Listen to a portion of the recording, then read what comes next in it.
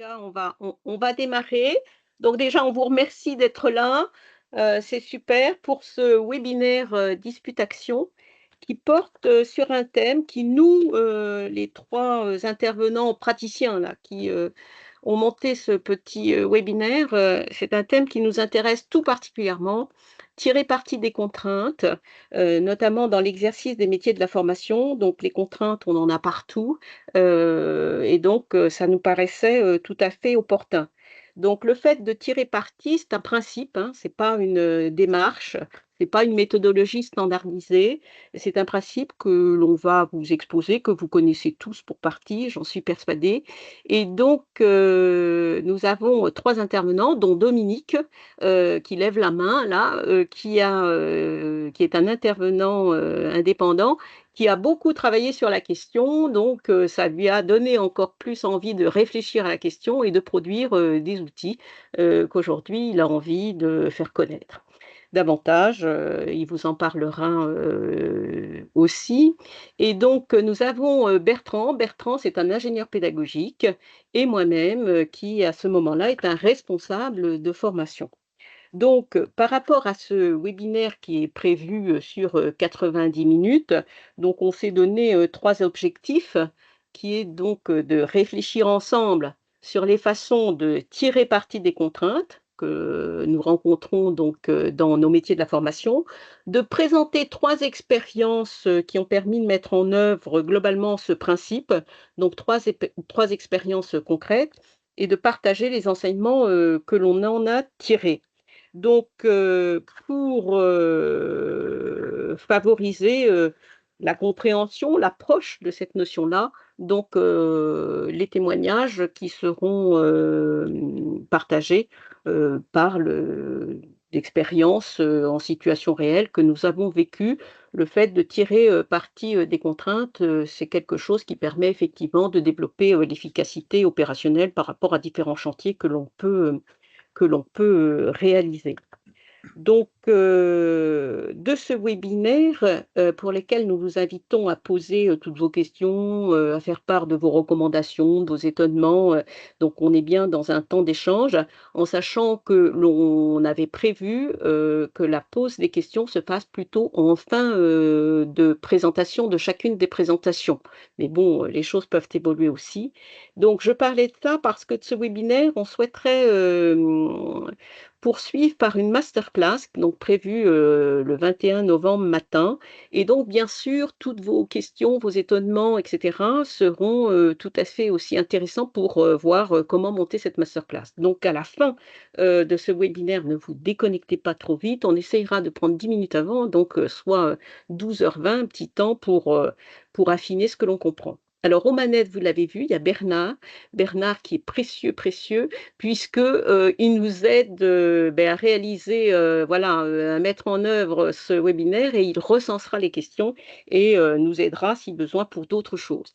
Donc, que je vous propose, de démarrer et donc, Dominique va démarrer en illustrant, par quelques exemples, pour approcher notamment ce principe. Voilà. Donc, oui, on fait attention, on a parlé pas mal avec Bertrand et Pierrette, ça fait 6 mois qu'on s'occupe avec ça.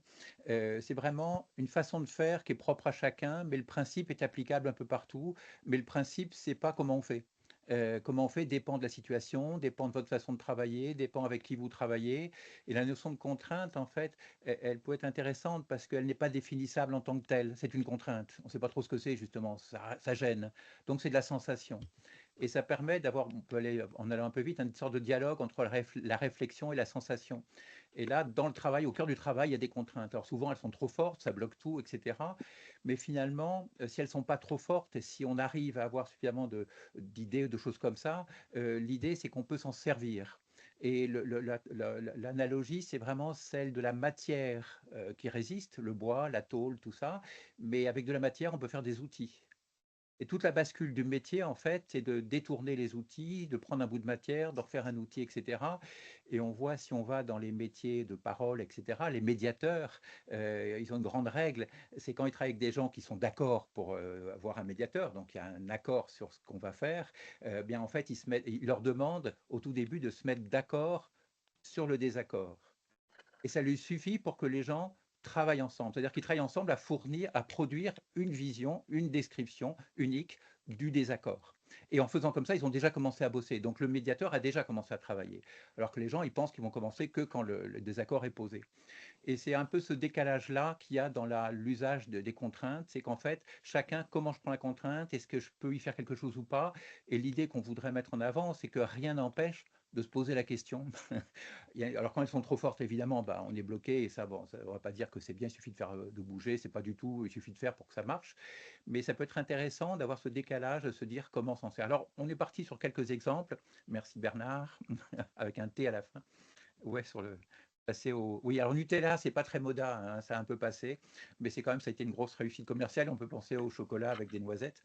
Mais quand on regarde le Nutella, au départ, c'était, alors rapidement, hein, je ne vais pas être trop long, rapidement, c'était des gens qui faisaient du chocolat en Italie, près de Alba, et il n'y avait plus de chocolat, plus rien. Et puis quand la guerre s'est terminée, il fallait bien repartir et il n'y a pas de moyen. Mais au nord de la ville, ils marchaient sur les noisettes et ils se sont dit, bah, on va mettre de la noisette dans le chocolat. Et ils ont inventé ce goût particulier du chocolat avec la noisette. Bon, et on a repris là, contexte, contrainte, volonté, décentrage et conséquences. Il y a toujours un contexte, une contrainte qu'on peut objectiver plus ou moins.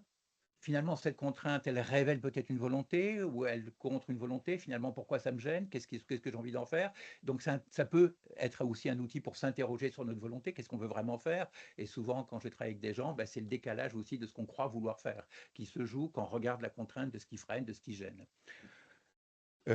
Oui, Bernard, tu peux y aller. On peut aller un peu vite sur euh, la Nutella. Oui, merci. Alors ça, c'est un post-it, hein, je ne vois pas très bien, mais là, bon, alors quand on revient dans les histoires comme ça, il y en a plein, j'en ai mis quelques-unes comme ça. Le post-it, au départ, c'était un scotch qui collait mal, quoi. Alors ça la foutait mal, ils ont passé beaucoup d'argent, jusqu'à ce qu'il y ait un jour quelqu'un qui s'est rendu compte que c'est drôlement pratique pour quand il avait des trucs de musique, là, ça coûte assez cher, les trucs de musique, là. Et il mettait un petit papier, là, ça collait, ça n'abîmait pas le papier. Donc en fait, il a inventé un usage. Et là aussi, c'est intéressant, c'est qu'on passe d'un problème dans un objectif précis à un usage différent mais qui fait que finalement la découverte qui ne marchait pas bah, est drôlement intéressante et drôlement utile. Donc là aussi, c'est le décentrage du regard, c'est le hasard qui fait une chose et c'est la capacité à utiliser des hasards ou à les chercher en fait, hein, de voir ce que ça donne. Donc Bernard, tu peux y aller. Voilà. Puis en regardant un peu le jeu de boules, la boule, alors je ne sais pas si c'est lyonnaise ou la marseillaise, hein, il y a un peu les deux, mais le jeu de boules se pratiquait d'une certaine façon. Et après-guerre, en 14, bah, il y a eu pas mal de gens abîmés par la guerre, et il y a des gens qui étaient paralysés, et du coup, bah, ils étaient à côté des gens, ils ne pouvaient plus faire société avec les autres, jouer au point, tu tires, tu pointes, etc. On connaît ça. Et en fait, bah, au bout d'un moment, ils ont dit, bah, si vous voulez jouer avec nous, nous on va jouer en mettant les pieds tankés, pétanque. Il paraît que ça vient de là. Et du coup, tout le monde s'est mis à jouer à la pétanque. Et cette contrainte qui était une manière de réagir à une situation qui bloquait complètement un rapport social entre les gens, ben, on a inventé un support qui a été beaucoup plus important que le jeu de boules avec le rectangle, avec le terrain prévu, etc. Hop, Bernard. Oui, voilà. Et si on prue un peu, en fait, il y en a plein, hein, la tarte tatin, c'est un cas, le couignam aussi, je ne connais pas bien l'histoire, mais je crois que c'est un peu pareil.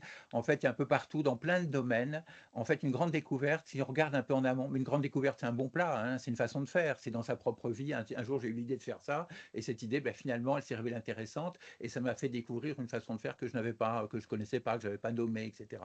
Donc, en fait, on peut en mettre toute une série.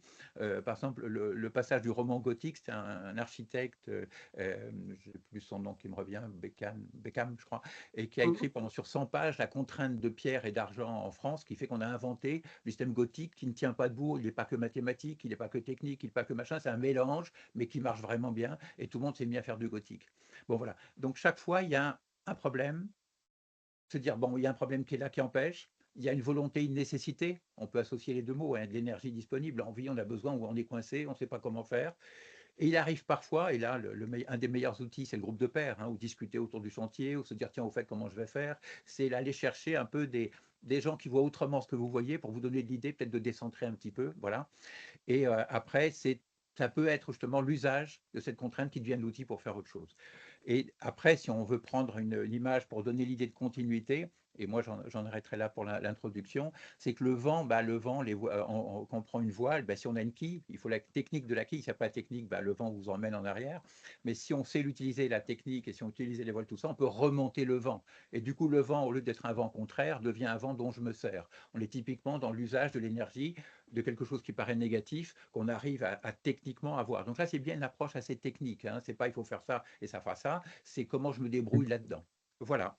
Donc, on a fait 3 expériences. On a essayé de voir chacun, parce que j'écoutais Pierrette. Je me disais, moi, sans contrainte, je peux rien faire. Je trouvais très intéressant. Alors, j'ai essayé de la faire parler. Et en fait, on faisait tous pareil, on faisait pareil, mais chacun dans son domaine.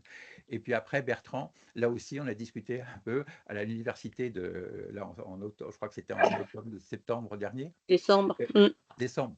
Voilà. Mm. C'était chaud, la salle, c'est sympa, donc je ne crois pas que c'était l'hiver, donc en décembre. Et là aussi, il a parlé de contraintes. Donc en fait, on s'est dit c'est intéressant d'avoir des angles différents, parce qu'il n'y a pas qu'une seule entrée de l'usage de ce principe. Chacun peut avoir les siennes. Et l'idée, c'est typiquement un sujet de groupe de pairs, en fait. On part d'un problème que chacun a quelqu'un, ça permet de discuter, et on peut avoir différentes méthodes de voir comment on essaye de trouver une idée qui change l'usage, et qu'en fait, qui crée un usage à partir de la contrainte. Voilà. Pierrette, si toi tu veux y aller, tu peux y aller. C'est toi. Donc voilà, eh bien, je vais enchaîner par la présentation de ce témoignage qui parle donc là, à ce moment-là, je suis responsable formation. Il s'agit de la mise en œuvre d'un plan de formation. Donc, il s'agit de la transformation d'un centre de tri à l'objet, d'un centre de tri à l'international, un centre d'objets à l'international. Donc là, nous sommes à la Poste sur le site de Roissy Hub. Et donc, nous sommes une direction qui comprend un certain nombre de centres de traitement, la direction, qui s'appelle à l'époque Direction du courrier international, qui est reliée évidemment au groupe La Poste. Donc, voilà. Donc, le contexte, on est bien en 2004, donc ce n'est pas récent, mais c'est toujours inspirant.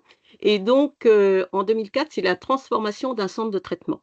Donc, avec des machines, nouveaux prototypes, des Top 2000, etc. Et donc, par rapport à ma contrainte, c'est qu'il y a beaucoup, beaucoup d'inconnus pour le service formation, qui est en charge de former chaque personne systématiquement avant la prise de poste. Donc, la question, c'est former à quoi et comment et à quel moment. Et donc, la volonté, c'est de produire un plan de formation qui soit efficace, pédagogique, on y tient beaucoup, avec la bonne humeur et avec une économie d'énergie, c'est-à-dire économie d'énergie, économie humaine, notamment en sachant s'entraider, se compléter. Parce que le chantier est quand même énorme et donc soutenir la motivation reste importante. Ensuite, par rapport à ça, le décentrage qui a été opéré, c'est d'impliquer concrètement des experts et des managers, plutôt des opérationnels, pour définir et participer à la mise en œuvre de ce plan. Et la conséquence, bon, globalement, nous sommes bien arrivés à produire ce plan dans les délais. Donc, il y a 550 personnes qui ont été formées en 9 mois, avec une moyenne de 5 jours de formation par personne, associée à d'autres modalités de développement de compétences. Donc, ma situation à l'époque, donc, moi, j'étais persuadée qu'on ne réussirait pas le plan de formation. J'avais beaucoup trop d'informations qui me venaient aux oreilles par multiples biais. Je pensais que ce serait ingérable. Et donc, par rapport à ça, j'en ai fait part ouvertement à ma hiérarchie, comme quoi il fallait absolument s'organiser pour développer des conditions, on était bien sûr des conditions pour réussir le plan. En termes de conditions, notamment, c'était la synergie, de favoriser la synergie, l'implication des acteurs et la co-construction et la co-animation parce qu'on avait voilà, une petite équipe quand même. Donc, la décision a été prise de créer un comité de travail composé de multi-acteurs opérationnels, si possible volontaires et engagés. J'insiste sur le thème de comité de travail, je ne voulais pas un comité de pilotage. Parce qu'un comité de pilotage, ça me paraissait quelque chose de trop méta, de trop, trop mobilisé sur des chiffres, sur des avancées, etc. Nous, notre souci, c'était former à quoi de manière intéressante et efficace. Et nous n'étions pas certains d'aboutir. Ça, voilà, c'est quelque chose qu'on a mis dans la balance en disant: «On essaye ce groupe, si ça ne marche pas, eh bien ça ne marchera pas, on fera autrement». Mais donc ça, je pense que ça a été un élément important aussi pour mobiliser les acteurs. Donc, les contraintes de l'époque, c'est une culture extrêmement opérationnelle. Le tri, c'est très, très opérationnel. Donc nous avons, beaucoup d'acteurs, comme je vous le disais au démarrage, et des forces vives, hein. Ce sont des acteurs, très engagés dans leur travail, donc des forces vives en présence. Donc en l'occurrence, le prestat externe qui vendait les machines, le chef de projet, le directeur, les managers, les encadrants, et cetera. Donc beaucoup de forces vives qui sont très occupés par leur activité, qui plus est là, quelque chose, une nouvelle montée en charge, avec une nouvelle organisation. Ce sont des personnels qui sont, motivés par, la formation si elle leur permet, de leur faire gagner du temps, hein. Les managers et les encadrants, une de leurs préoccupations, c'est souvent de gagner du temps et donc on avait une équipe de formation, 2 formateurs, 2 moniteurs, qui ne souhaitaient pas être décentrés de leur métier, former des personnels. Dans la montée en charge d'un centre, il y a beaucoup, beaucoup d'aléas et donc l'essentiel aussi vise à rester sur son métier, si je puis dire et une motivation et une disponibilité des personnels à se former qui pouvaient être, très variables, parfois, trop faibles, hein. Les encadrants, des agents qui ne souhaitent pas forcément, aller en formation. Donc là, c'était une dimension à travailler. Donc, la volonté, que j'avais, c'était, d'arriver à produire ce plan. Bon, on était tous très motivés, hein, par notre domaine, la formation et donc, de produire un plan qui soit intéressant pour les futurs stagiaires, mais pas seulement, pour les managers et les formateurs. Donc, ensuite, en proposant des modalités, de travail, qui boostent, moi j'aime bien, les choses qui boostent et qui sécurisent l'envie de s'impliquer, l'envie de faire. Dans des choses nouvelles, la sécurisation est importante et d'inciter, une co-construction facilitante entre les managers et les formateurs, à partir évidemment de leurs connaissances, de leur savoir-faire et aussi de leur envie et de produire une démarche de mise en œuvre du plan qui soit liée et vraiment relier entre les acteurs, de s'organiser pour créer une synergie qui soit aussi apprenante. Donc voilà et donc par rapport à ça, après 24 heures de réflexion, mon DRH a été OK, pour mettre en place un comité de travail et c'est une décision qui a été validée aussi par le CODIR, de la direction à l'époque. Alors, le comité de travail, c'était voilà, il devait correspondre à un certain nombre, de critères, en l'occurrence un groupe fermé. C'est-à-dire composé, de 12 participants, réguliers, qui pouvaient s'associer à un copilote, pour s'assurer, d'être toujours présents. Mais en aucun cas, je souhaitais avoir, un groupe ouvert, un groupe type, auberge espagnole, même si je trouve ça, je n'ai rien contre les auberges espagnoles, mais je ne voulais pas, pour des raisons d'engagement, de responsabilisation, et cetera, je ne voulais pas d'un groupe ouvert où on vient quand on peut venir. Donc c'était un groupe fermé. Ensuite, les membres représentés, surtout des managers opérationnels et bien sûr le prestataire externe, mobilisés sur les besoins de la formation pour réussir le projet. Notre but, c'était réussir le projet, en montant un plan de formation le plus adapté possible. Donc, un groupe qui se réunissait une fois par mois, toujours sur les mêmes jours et les mêmes horaires, qui ont été évidemment négociés avec, les membres, avec une déontologie, une confidentialité, une confidentialité, le fait de parler le plus vrai possible, donc une déontologie qui était précisée et vécue.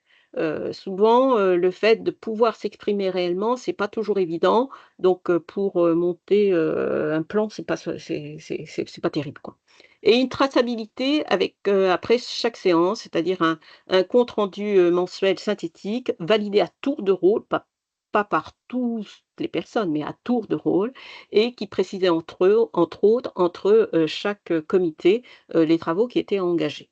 Heu et donc c'était un CR qui était, transmis dans les 24 heures de manière à pouvoir, engager les travaux au plus vite. Donc, la constatation, suite à l'animation de ce comité de travail, Bon, globalement, ça s'est plutôt très, très bien, passé. Ils étaient, très fiers, d'avoir, participé à la production de ce plan de formation. Ils étaient étonnés sur un certain nombre de choses parce qu'il y a quand même pas mal de choses à ajuster dans le cadre des processus, des modes opératoires, pour pouvoir, réaliser, le travail. Donc ça a permis aussi une meilleure connaissance de tout à chacun, de leurs responsabilités, de leurs blocages et donc évidemment le développement de l'empathie entre les membres, ça stimule, hein, l'envie de collaborer. Donc le fait de réfléchir ensemble et d'exprimer, les difficultés, ça a boosté, effectivement, les synergies, hein, la synergie, l'implication des uns et des autres et puis ils avaient évidemment une meilleure compréhension globale de l'avancée du projet, même si ces personnes étaient bien sûr connectées à d'autres personnes, d'autres chefs de projet, d'autres directeurs et cetera. Mais dans ce comité, ça leur permettait de comprendre globalement, où on en était, dans ce projet, ce qui avançait moins. Donc ça a été aussi une coopération, très accrue entre le service formation et les managers du centre. Donc ça, c'est très, très important pour aboutir et ça nous a fait gagner un temps, quand même très, très conséquent. Ça nous a permis de communiquer, et de favoriser l'implication des acteurs. Donc comme je vous disais, une co-construction et une co-animation qui a pu, se mettre en œuvre, par la suite. Qui plus est, bon, c'est monter un plan dans un centre, qui est toujours en charge d'une certaine partie du trafic et qui doit, innover avec de nouvelles machines, il y a des tas de choses à penser. Donc, ça a permis aussi de produire des solutions pour faire mieux, dans des délais impartis. Donc en l'occurrence, ils ont eu l'idée, hein, de créer des ateliers, de simulation, bien appréciés des agents. On a fait des programmations, en quinconce, on a mis en œuvre des plans pédagogiques, individuels. Au départ, moi, j'y croyais pas du tout à cette affaire, et en fait, ça a bien fonctionné. Donc on était bien sur le plan pédagogique, individuel, avec lequel le manager pouvait enchaîner et puis, on a mis en place, des tutorats et parrainages. Bon, qui plus est, au niveau des stagiaires, comme il fallait aussi, développer, le fait d'avoir envie de bosser dans ce centre. Ça crée beaucoup d'anxiété parfois.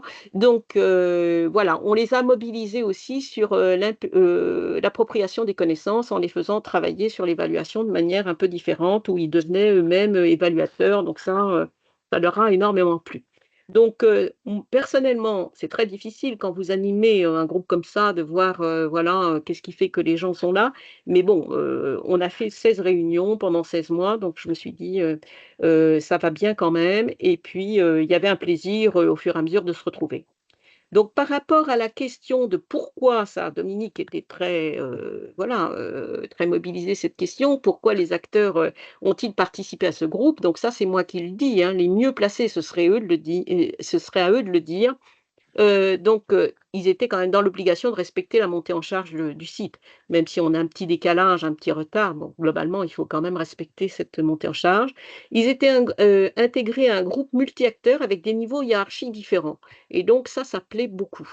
Donc ça leur a permis d'approcher, autrement en tant qu'encadrant ou manager, d'approcher leur équipe autrement, en prenant prétexte sur la formation, leur participation à monter ce plan et donc ça leur permettait de mieux approcher l'idée de compétences et de savoir-faire qui était vraiment indispensable pour faire le travail, hein, pour faire, en lien bien sûr avec les fiches de poste, hein. On ne part pas sur quelque chose, de tout nouveau. Bon, il y a déjà un certain nombre de choses qui sont calées par les RH, mais bon, de bien comprendre finalement, qu'est-ce qu'il fallait faire pour, arriver à bosser dans ce centre-là. Donc ils se sont sentis reconnus, ils y étaient vraiment, hein, c'était pas et donc bon ça booste toujours quand même l'envie quand on se dit: «Je suis reconnu pour ce que je sais faire, ce que j'apporte» et cetera. Ça donne envie, hein, c'est sûr et puis, ça leur a permis de partager leur point de vue, de prendre des initiatives. Ils avaient une forte volonté de toute façon de proposer, de co-construire, d'alerter, d'actualiser, des processus, des modes opératoires, pour justement, s'assurer qu'ils travaillaient travailleraient le mieux possible par la suite.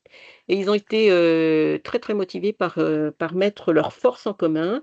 Et comme je vous disais, c'est une culture très opérationnelle qui souhaite faire bien, mais bien tout de suite. Donc le parfait n'existe pas, voire peut-être un peu, mais très rarement. Mais bon, ça permettait tout de suite d'aller à l'essentiel. Et l'énergie des uns et des autres, évidemment, les a stimulés, comme quand on est dans un groupe et qu'on bosse ensemble sur comment on fait pour arriver à quelque chose qui est facile ou pas facile. Donc voilà ce que je pense, pourquoi ils ont participé. Moi, concernant les enseignements que j'en ai tirés, bon, je me doutais un peu de ça, mais évidemment, on l'avait pas testé avec ce groupe-là. Donc ça a permis de développer la confiance, hein, la reconnaissance, l'étonnement, la coopération, l'entraide, l'envie de faire. Donc les gens, ils aiment quand même avoir des marges d'initiative, ils aiment se montrer qu'on peut aboutir à quelque chose, on peut développer quelque chose, donc ça stimule beaucoup. Bon, ce qu'ils m'ont dit à la fin, c'est que c'était un groupe où vraiment on pouvait parler, hein, la liberté de parole, parce que là, on se décentrait du rôle hiérarchique ou autre, hein. Le souci, c'était comment on va réussir, c'est quoi les besoins de formation, qu'est-ce qu'on en sait, en quoi on est sûr de ce qu'on dit là, en quoi on est déconnant, quoi. Donc ça, pour eux, ça a été très, très important. Et ça a permis, si vous voulez, par la suite, de favoriser la communication sur le plan et de favoriser, de booster, de favoriser, de donner envie aux stagiaires de venir. Donc ça, c'était très important pour nous, hein, et pour eux, mais au service formation, de ne pas trop perdre de temps là-dessus. Et puis le capital de confiance de l'équipe formateur a été renforcé, hein. Donc voilà principalement, bon, globalement, ce que bon, je me doutais un peu, mais pas à ce point-là, c'est que les acteurs en savent beaucoup plus, qu'ils ne le disent. C'est très important de favoriser le fait de leur laisser la place par différentes méthodes, le questionnement ouvert ou autre chose, mais vraiment de leur laisser la place et le besoin de faire confiance aussi. Donc ce qui m'étonne, moi je n'ai pas les connaissances pour comprendre bien cette affaire-là, mais c'est que le collectif engagé, donc un collectif, qui s'est rencontré 16 fois, hein, ça génère, quelque chose qui est une intelligence, juste. Voilà. Moi, c'est ce que j'appelle le miracle, et donc ça, je ne sais pas trop, d'où ça vient. Bon, je me doute que c'est l'expérience, la connaissance du métier, la connaissance des tas de choses que nous, on ne sait pas forcément.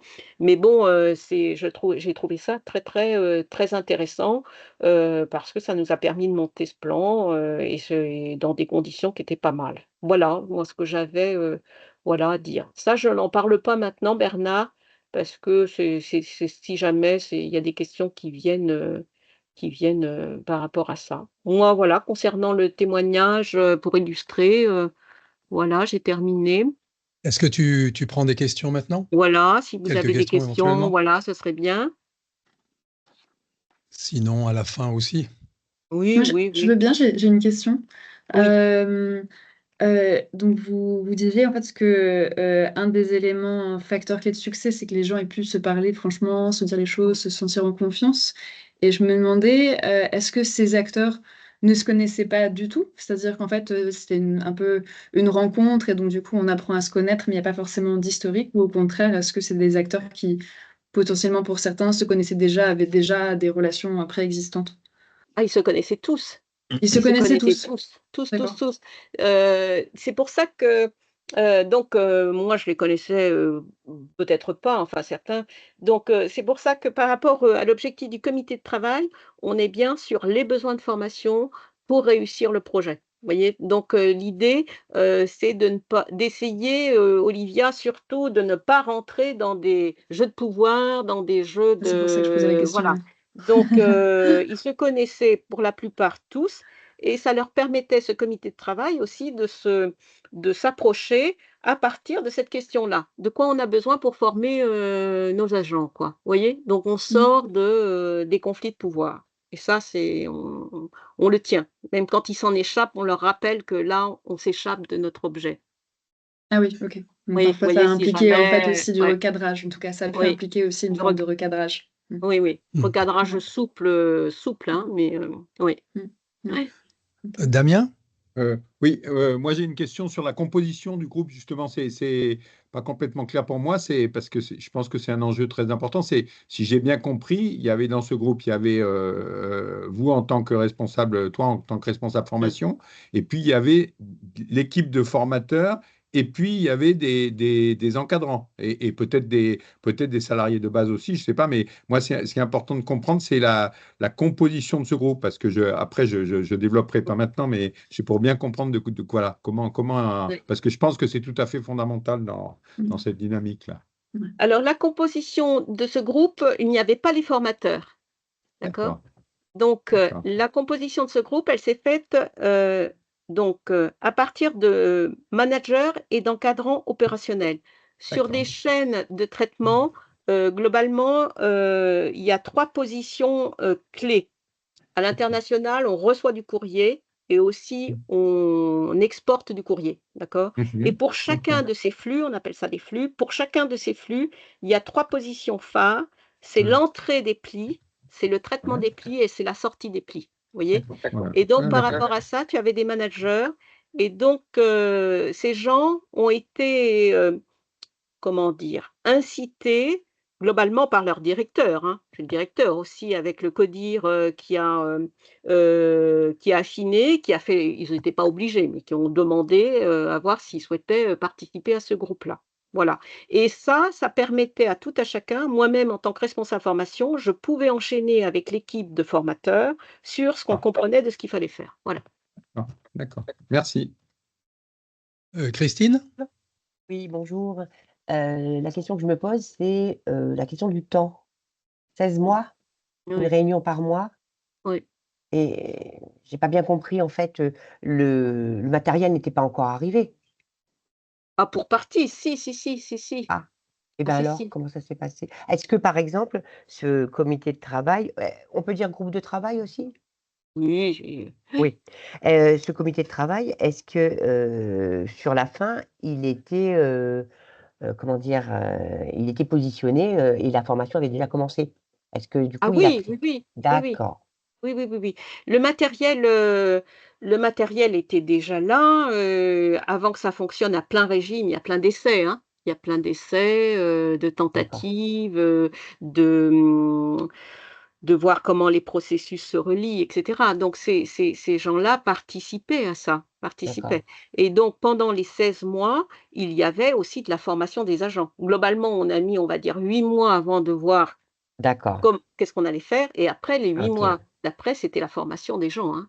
OK, OK, voilà, OK. Voilà, Merci ouais. beaucoup. Marie? Alors, c'est pas Marie, bonjour à tous, c'est Arnaud. Qui Mais, n'est pas toute seule, Non, voilà, c'est ce que je me disais. voilà, c'est ça. Il était caché.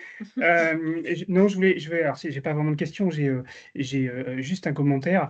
Alors, j'avoue qu'il y a un quart d'heure au début de la présentation, j'étais sceptique parce que je me suis dit ça va être une espèce de déroulement un peu chronologique. Et on a fait ci, on a fait ci, on a fait ça, et finalement, c'est pas ça du tout. Je trouve que vous avez bien mis en avant les facteurs clés de succès de ce projet, et ça, c'est un truc que personnellement, encore une fois, depuis un quart d'heure, j'ai énormément apprécié parce que ça peut se retrouver dans la mise en place d'un projet de formation, mais dans un autre type de projet. Ça, c'est la première chose. Et la deuxième chose, il y a une phrase que vous avez dit très très récemment là, qui me marque et qui est très vraie, je trouve. Les acteurs en savent beaucoup plus qu'ils ne le disent. Ça fait 9 ans que je suis dans le secteur de la formation. Et en fait, je n'arrivais pas forcément à mettre une phrase sur ça, sur ce que je vois un peu tous les jours, mais c'est vrai. Et notre métier, quand on commence à s'engager dans des projets comme ça, enfin notre mission, entre autres, c'est de les faire accoucher de ce qu'ils savent. Et c'est pas toujours facile. Donc, merci d'avoir mis quelques mots sur ça. Voilà, c'est par tout. rapport à votre, vous voyez, par rapport à votre intervention, comment dire? Des réunions comme ça en 3 heures, 10, 13 heures, vous voyez, l'animateur il fonce, hein. Vous voyez? Parce qu'il y a quand même pas mal de choses à voir. Donc, je dis ça parce qu'ils en savent beaucoup plus et l'animateur là n'a pas le on va pas décortiquer ce qu'ils savent, vous voyez? Dans ce cadre, hein, de comité de travail, là, au groupe de travail, par contre, on va rester sur l'essentiel de ce qu'on a besoin et comment ils pensent s'organiser pour le produire pour le prochain comité, vous voyez?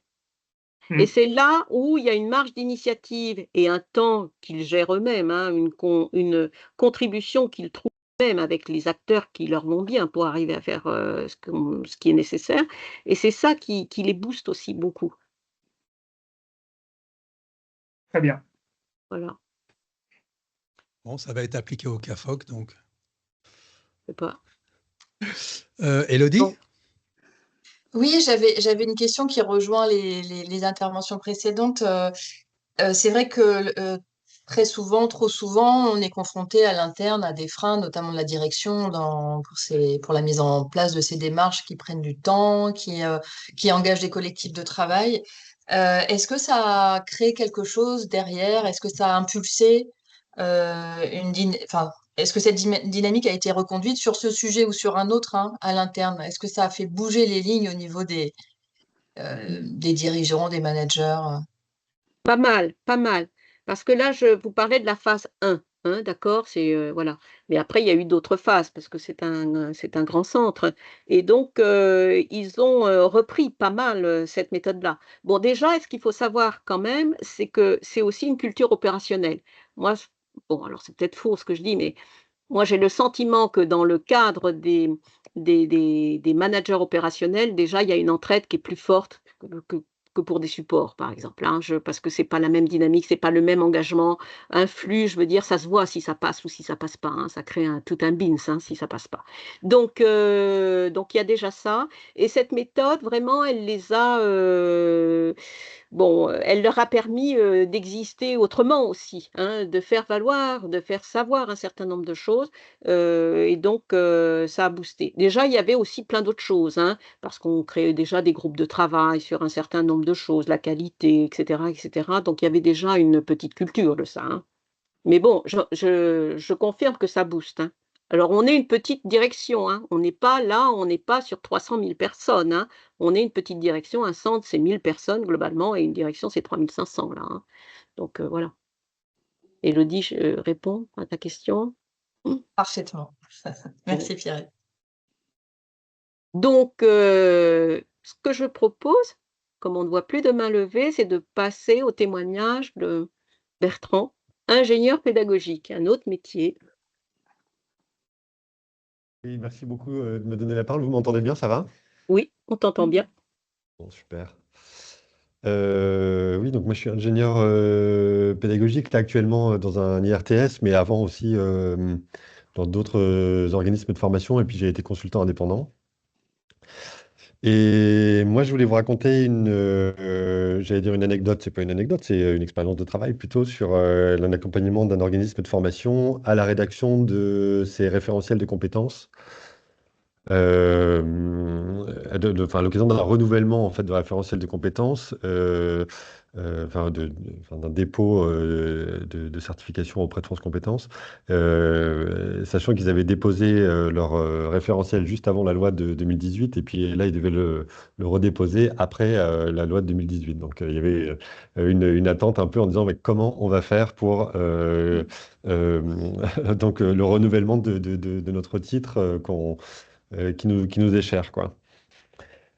Euh, donc voilà, je sais pas, Bernard, si on peut passer les diapositives après, c'est les diapositives, les transparents.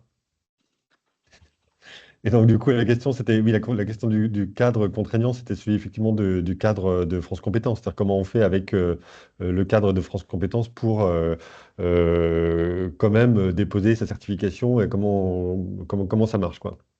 Donc, et pareil, Bernard, oui, voilà. Donc, la contrainte, c'était de dire que France Compétences joue contre nous. Alors, c'est très concrètement, hein, c'est-à-dire que quand je suis arrivé, moi, pour le premier rendez-vous enfin, de définition un peu des enjeux et puis de la mission, le responsable pédagogique avait sur son bureau donc l'Evademecum France Compétences à droite et à gauche son curriculum de formation avec la description de tous ses parcours de formation, quoi. Et donc il me disait, ben, moi je comprends pas, je vois pas comment on peut faire rentrer mon programme de formation avec les contraintes de France Compétences. C'était à peu près comme ça qu'il me formulait la chose, quoi. Ok, donc effectivement, c'est une vraie question et on est là face à une contrainte tout à fait intéressante euh, à, à venir déjouer, quoi. Et donc, ma démarche, parce que j'avais pas forcément beaucoup de temps non plus, justement, pour les accompagner, mais elle consistait à dire, bah, écoutez, on va jouer, quoi. On va jouer et on va se décentrer. C'était ça que je pose, quoi. C'est de jouer à et avec France Compétences. Et je leur ai proposé en fait d'organiser entre nous, alors on n'était pas très nombreux, hein, c'était un petit organisme de formation, il y avait le directeur, j'allais dire le responsable de la pédagogie, c'est un directeur pédagogique mais qui était aussi formateur, et puis une responsable coordination plutôt, qui était aussi sur des fonctions un peu administratives. Et je leur dis, on va jouer, on va prendre en fait trois personnages qui interviennent finalement dans le dépôt de votre dépôt, enfin, qui interviennent dans le dépôt de votre certification. Donc, l'examinateur de France Compétences, c'est un personnage. Il y a aussi le certificateur, qui est un autre personnage qui intervient dans cette pièce, et puis le formateur, qui est aussi ce que vous représentez aujourd'hui et ce que vous partez aujourd'hui, quoi. Et donc, on commence la séance de travail où je leur dis, ben voilà, mon travail finalement, c'est de vous accompagner et puis de vous montrer qui sont ces personnages qui interviennent dans ce. Ouais, alors c'est encore celui du haut, Bernard, je te remercie. On reste sur cet exemple-là. Mais donc, France Compétences, je vais vous présenter les personnages, j'en dis comme ça, quoi. Et puis après, vous allez chacun prendre un personnage et on va se mettre à discuter. C'est comme ça que je leur ai présenté et puis que je leur ai proposé d'animer cette séance-là. Donc, France Compétences, c'est qui France Compétences, l'examinateur de France Compétences? L'examinateur de France Compétences, il demande un truc assez simple en fait. Il dit, est-ce que c'est utile votre truc? Est-ce que c'est utile votre certification? C'est-à-dire que formellement, c'est un personnage qui n'est pas trop de mystère. Il dit assez clairement ce qu'il a envie d'avoir. Il y a 9 critères pour évaluer si le titre peut être enregistré à France Compétences. Il y a des critères sur le contenu, la qualité du référentiel, la cohérence des blocs, ainsi de suite. Et puis il y a d'autres critères qui portent sur le contexte, l'environnement du dépôt, la déclaration des emplois, et ainsi de suite. Et donc, je leur explique, hein, c'est ma compréhension finalement de ce qu'il y a à travers tous ces vadémécum et ces critères en fait d'évaluation. C'est que, en gros, je leur dis, mais finalement, il y a une sorte de champ lexical, quoi, qui est employé par cet examinateur, qui est celui de valeur d'usage. Voilà, à quoi ça sert, quoi, qui sont les bénéficiaires, sur quel marché vous positionnez, quels sont vos enjeux de différenciation, comment est-ce que vous garantissez l'adéquation entre emploi et puis formation. Il parle économie, il parle utilité. Et donc, je montre comme ça le personnage. On dit, bah oui, il dit, moi, il faut vous m'assuriez que c'est utile sur le marché de la formation sur lequel vous êtes. Est-ce qu'il y a beaucoup de candidats qui postulent à votre formation? Et donc, est-ce qu'ils ont envie de passer votre certification? Et puis, de l'autre côté, sur le marché de l'emploi, est-ce que votre certification est utile pour avoir un job? Alors, je discute pas du tout ici de ce que ça me fait dans mes opinions politiques ou autres. On n'est pas du tout là. Je traduis simplement ce que l'examinateur France Compétences peut, selon moi, en fait, dégage en fait dans la manière dont il examine les dossiers. Il y a un deuxième personnage qui est un peu bizarre finalement, mais qu'on oublie aussi quand on dépose une certification, c'est le certificateur lui-même. C'est-à-dire que celui qui va être en face des apprenants en fin de la formation et qui va donc certifier, ou non d'ailleurs, si les apprenants peuvent avoir leur titre ou pas. Euh, et là, donc, du coup, j'en fais un personnage un peu, enfin, qui, selon moi, est à la fois central et qui n'a pas une tâche facile, quoi. C'est-à-dire que c'est un personnage, je ne sais pas si on pourrait dire shakespearien ou autre, mais enfin, en tout cas, qui est vraiment dans qui a une difficulté, c'est qu'il faut vraiment que, quand il est en face de l'apprenant, il puisse dire quelque chose qui soit vraiment carré, quoi. C'est-à-dire qu'il ne faut pas qu'il y ait de, d'ambiguïté quand il pose en fait son regard sur l'apprenant. Et donc, il a besoin, lui, d'un document qui lui permette d'être extrêmement clair dans ce qu'il faut savoir faire pour avoir la certification. Donc lui, alors pareil, là, j'essaie de lui donner des mots, quoi, et donc de le faire parler, quoi. Lui qui parle, il a un autre champ lexical qui est plutôt celui du métier, de la compétence. Il va parler effectivement évaluation, critères, modalités. Il va être dans les procédures, il va vouloir se garantir aussi que ces procédures et que la manière dont la certification est bien rédigée. Il va vouloir aussi être impartial, vouloir être cohérent, il va être dans les questions de situation observable, enfin ainsi de suite. Et je rappelle que le certificateur, il est là à un moment donné d'un processus de formation qui fait un peu le pont et qui est un peu une interface entre le monde de la formation et qui peut avoir certaines revendications, entre guillemets, sur le document et qui va avoir certains enjeux, et le monde professionnel pour lequel il garantit, enfin, en tout cas c'est théoriquement le cas, la possibilité d'y rentrer ou non, quoi. Voilà, donc il est là-dedans et c'est un personnage qui est pas évident, quoi. Et puis le dernier personnage, c'est le formateur. Le formateur, il dit mon apprenant, ma bataille, parce que finalement, former, c'est vraiment la raison d'être des interlocuteurs qui sont en face de moi. Eux, ils sont entièrement, enfin, je veux dire, pris par les enjeux de formation, d'accompagnement de leurs apprenants. Ce sont souvent d'anciens professionnels qui sont entrés dans l'univers de l'univers de la formation pour passer la main. Ils ont très envie que leur vocation qui est chevillée au corps soit transmise. Et donc, il parle apprenant, il parle des personnes en fait, qui sont en formation, des candidats de la pédagogie, du parcours et des situations d'apprentissage dans lesquelles ils les mettent. Et il est aussi dans le temps, c'est-à-dire qu'il dit, il connaît bien ses apprenants, le formateur finalement il a une conscience assez éclairée de ce par quoi passe l'apprenant dans son processus de professionnalisation. Et donc, il est très attaché à ça et c'est un personnage qui est aussi à son mot à dire dans cette pièce qui se joue, quoi. Et puis après, je leur ai très concrètement fait un petit chapeau enfin, en papier, quoi. J'ai mis donc France Compétences sur un chapeau, certificateur sur un autre et formateur sur un autre chapeau. Et puis, je les ai fait discuter de ma proposition. Et puis, on a repris en fait tout le dossier à déposer auprès de France Compétences.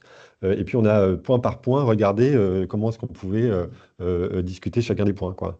Alors, moi, j'avais fait une proposition et puis on a regardé les blocs de compétences. Alors, donc, du coup, commencé à regarder. Il y avait trois blocs. Alors, qu'est-ce qu'il en pense, le certificateur? Alors, le certificateur, donc, on surjouait le truc, quoi. Bah, il est content parce qu'il y a bien trois blocs qui sont bien distincts. Et le formateur, ah non, le formateur, il trouve ça nul. On voit pas le moindre pet du début d'une progression pédagogique. Ça ressemble à rien. Moi, c'est pas du tout un truc utile pour moi. Et France Compétences, du coup, est-ce qu'il n'y a pas un arbitre là? Il dit, bah si, France Compétences, il est content parce qu'il comprend bien dans la manière dont sont rédigés les blocs que ça pourrait constituer des unités de formation indépendantes. Et donc, du coup, pour le marché, c'est intéressant parce que ça permet de faire rentrer des gens plus vite sur le marché du travail. Ah bon, alors du coup, le formateur, il dit, bah, je sais pas, moi, je regrette un peu, mais du coup, je me dis que la progression, ça pourrait peut-être être à un autre endroit. Et donc, comme ça, il commençait à élaborer, quoi. Je vous passe un peu les discussions, mais finalement, l'idée, en fait, c'était de faire jouer la contrainte, de mettre en dynamique quoi, quelque chose qui paraissait en fait très, très formel, et puis une organisation très formelle, justement, de ce dépôt. Et alors, qu'est-ce que ça a eu pour conséquence? Ben, l'air de rien, c'est-à-dire que les membres de l'équipe, et puis en particulier les directeurs de ce centre de formation, qui étaient vent debout contre France Compétences, en disant vraiment c'est c'est vraiment une invention du diable et c'est vraiment très pénible parce que ça nous empêche de faire notre travail. Il avait joué France Compétences devant son équipe pendant 2-3 heures d'atelier, et l'air de rien, ça commençait déjà à changer et à intégrer justement la contrainte France Compétences. Et puis, moi, j'ai vu trois conséquences et trois choses qui sont apparues en fait, au fur et à mesure des discussions. C'est-à-dire que l'organisme s'est vu à réaffirmer une position et une singularité, en fait, finalement, dont il avait conscience qu'il voulait porter, mais qu'il n'imaginait pas porter, finalement, au travers du référentiel et du dépôt du référentiel. Et quand je dis marché, c'est même finalement, ils avaient même oublié cette notion-là, quoi. C'est-à-dire que c'était pas seulement le marché, c'était aussi de dire le métier auquel on forme, nous, on a la conviction que c'est celui-là. Et que nous, ce qui nous différencie, non seulement vis-à-vis de nos apprenants, mais aussi vis-à-vis des professionnels de métier, on s'en rendait plus compte, mais c'est cet aspect-là de notre métier, nous, qu'on veut défendre. Et tout d'un coup, il y avait un ressaisissement en fait de leur posture, j'allais dire, de formation dans leur environnement, autant vis-à-vis de leurs apprenants que des gens de métier. Qui venaient se révéler, quoi. Alors, presque sous le mauvais argument de quel est votre marché que posait l'examinateur France Compétences, mais qui du coup leur faisait revenir à des fondamentaux justement de ce qu'ils voulaient produire et défendre en fait dans leur métier, là où ils avaient juste un parcours de formation et un programme de formation, il y avait tout d'un coup quelque chose qui prenait de l'ampleur, quoi. Le décentrage, il s'est aussi effectué sur la posture de certificateur, c'est-à-dire qu'ils se sont rendus compte qu'ils étaient certificateurs, pas seulement formateurs, et que ce sont des postures qui sont complètement différentes. C'est-à-dire que le certificateur, il est là à arrêter quelque chose, et donc c'est une posture, et le formateur, il est bien dans un accompagnement, il est dans le temps, quoi. Et donc ça, c'était aussi des postures qui ont permis d'enrichir, en fait, et d'aller recentrer notamment les formateurs sur les dimensions pédagogiques de leur rôle, et de comment on fait pour accompagner et dans le temps, et comment, voilà. Et que c'est une autre chose que de certifier. Et donc, ce rôle-là de certificateur donc, a émergé finalement dans l'organisation. Ils se sont bien rendus compte qu'il y avait quelque chose qui se jouait là, qu'ils n'avaient pas forcément en tête. Et ça revalorise aussi le rôle de formateur qui est plus dans l'accompagnement, quoi. Voilà un Bertrand, exemple. Oui, Bertrand, oui, tu c'est peux déjà trop long. préciser quelle est la certification? Le nom, le niveau Oui, c'était une certification. Oui, je peux vous le dire, c'était une certification dans le monde de la musique que vous pouvez retrouver aujourd'hui sur France Compétences qui s'appelle chef de projet musique des formations Ok, d'Issoudun. merci, c'était une question. Ouais. Je ne voulais pas forcément les citer, mais c'est pas non plus très. Le document est public, quoi, maintenant. Ça dit, ça a une importance aussi parce que il y avait aussi l'idée qu'on était dans un milieu artistique et que du coup, on n'est pas sur des équipes de formation qui sont sur d'écoles de commerce, pour lesquelles les questions de marché, par exemple, sont beaucoup moins problématiques. Ça leur pose pas de problème. Voilà, donc voilà un exemple où je voulais faire jouer la contrainte, quoi. Juste deux autres petits exemples, mais plus courts, que je voulais quand même vous mentionner. Juste sur une contrainte un peu méta dans moi, mon enjeu d'accompagnement en tant que consultant. Euh, les Vademecum France Compétences, c'est pas loin de 140 pages, quoi, si on les accumule et tout. Donc, bon, c'est une petite contrainte pour moi, quoi. Donc, du coup, l'idée justement de détourner un peu d'aller chercher la lettre, l'esprit plutôt que la lettre d'ailleurs. C'était une façon de détourner et puis d'en faire un outil. Je me suis notamment inspiré des chapeaux de Bono. Je ne sais pas si vous connaissez. Où on attribue en fait à chacun un rôle pour résoudre un problème. Et là, j'ai dit, mais on peut aller plus loin, plutôt que le rôle de celui qui est toujours négatif, celui qui est toujours optimiste, celui qui est toujours dans les faits, celui qui est toujours ainsi de suite. J'ai dit, ben non, non, mais là, concrètement, si les acteurs, ce qui arrive tellement rarement, finalement, quand on est dans le monde de la formation professionnelle, discuter ensemble, qu'est-ce qu'ils se diraient, quoi? Enfin, qu'est-ce qu'ils se diraient entre eux et quelle pièce ils joueraient. Donc voilà, ça a été pour moi une façon de me décentrer et puis de détourner un outil. Et puis autre chose aussi, dernier petit exemple, c'est j'ai été confronté justement dans la rédaction de référentiels très très souvent à la contrainte de la compétence en verbe d'action.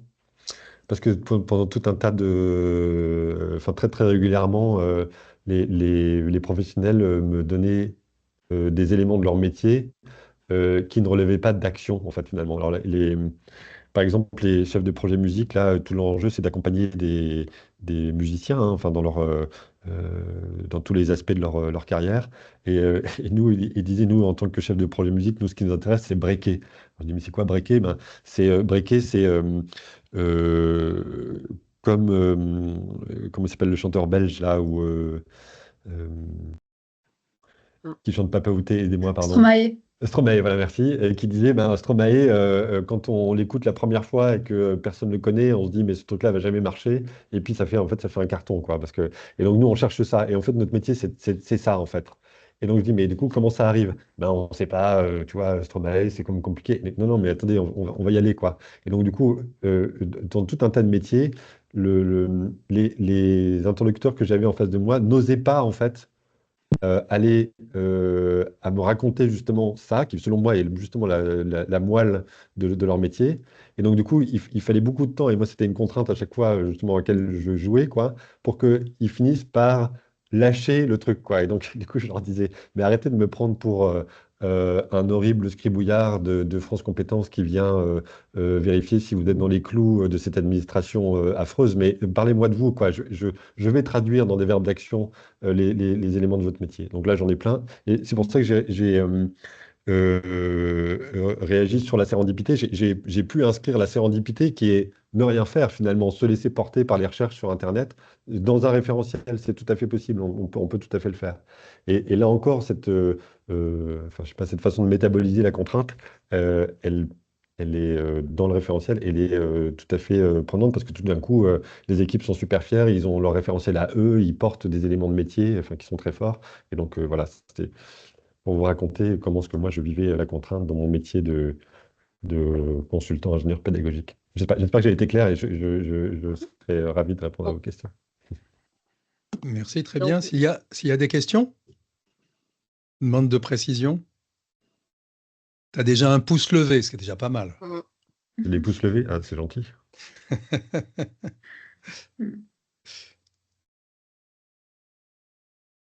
Elodie a une question.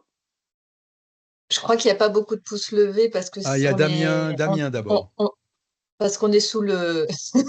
C'était très très très intéressant hein, de voir comment on rebondit sur ces contraintes auxquelles on est quand même nombreux à être confrontés. Voilà, j'avais pas de questions, je cogite. Merci Bertrand. Merci. Damien? Moi, j'avais une question pour d'abord savoir, puisqu'on parlait, on a dit que c'était chef de projet, c'est quel était le niveau du coup par rapport à la classification des compétences là. Et puis ensuite, oui. Je crois que c'était Bac+2, je ne sais jamais, c'est D'accord, 6 donc du c'est coup, je crois. niveau 5. 5 maintenant, ouais, voilà. Oui. Et d'accord. Et l'autre chose, c'était du coup, elle a été reconnue, cette certification, j'imagine que oui, mais c'était quand même la question. Oui, non, mais c'est intéressant. Alors, et en fait, il s'est passé deux choses. C'est-à-dire que là, exceptionnellement, ils ne me demandaient pas d'écrire. Ils avaient envie de l'écrire eux-mêmes. Et donc, du coup, vraiment, il y avait ce truc de tu ne l'écris pas parce que nous, justement, on veut se saisir de l'écriture. Donc, c'était intéressant. Mais par contre, D'accord. comment on fait pour écrire, quoi? Et donc, Ouais. moi, je n'avais pas pu m'empêcher pour justement avoir un support de conversation de leur écrire à gros traits, à la fois les blocs et puis pour avoir justement un sujet de conversation, quoi. Donc, je leur avais fait une lecture critique de la première. J'en avais écrit une première mouture mal fagotée. On avait fait notre atelier et ensuite ils l'ont écrit eux-mêmes et aujourd'hui elle est déposée. D'accord. Donc, Et elle a été acceptée? Et oui, elle a été acceptée, ouais. Elle a été acceptée, d'accord. Ouais. Non, mais donc non, parce que ça aurait été voilà, un peu frustrant qu'elle n'ait pas été acceptée après tout ce travail, voilà, justement, participatif, tout ça, d'accord. Non, mais Non, elle a voilà, été acceptée et puis c'était. Et puis D'accord. encore une fois, je pense que c'est presque. Enfin, moi, j'ai déjà vu des discussions de ce type-là se conclure par le fait qu'il fallait pas déposer, hein, par exemple. Hein, ça peut arriver aussi. Hein, c'est pas tout. Oui, tout à fait. Ouais, non, Mais d'accord. oui, non, mais là, elle a été acceptée. Ouais. Ouais, d'accord, merci. Est-ce qu'il y a d'autres questions? Je voulais une petite précision, Bertrand, qui est quelle différence tu fais entre la compétence formulée en verbe d'action et l'activité? Ah, mais ça, c'est un piège pour ma VAE, ça, Bernard, c'est pas très sympa. J'en sais rien, je sais pas. Je serais un peu embêté de répondre d'un point de vue théorique et puis sur les aspects plus. Enfin oui, encore une fois, sur les aspects théoriques. Mais ce que je remarque, en fait, c'est. Moi, j'ai eu besoin, en tout cas, sur toutes ces notions-là, de me détacher un petit peu de ce que je lisais justement théoriquement et de mes lectures justement universitaires. Parce que en fait, ce que j'essayais d'expliquer aux organismes de formation avec lesquels je travaillais, c'est que ce que visait France Compétences et le référentiel des compétences, c'était l'action. Alors après, l'activité, voilà. Et après, alors, en plus, même, parce que même sur la façon dont sont écrits les référentiels, parfois il y avait des choses, on me disait, ben, ça relève de l'activité, ça relève du bloc. Des fois, les compétences passaient en activité et les autres passaient en bloc. Voilà, mais en fait, très franchement, je m'en fiche un peu, quoi. C'est-à-dire que du moment qu'on est dans l'action et qu'on est dans des actions qui sont structurantes et que ces actions, alors je n'ose pas dire compétences du coup, mais parce que précisément c'était ça tout le jeu, mais sont consistantes, qu'elles se...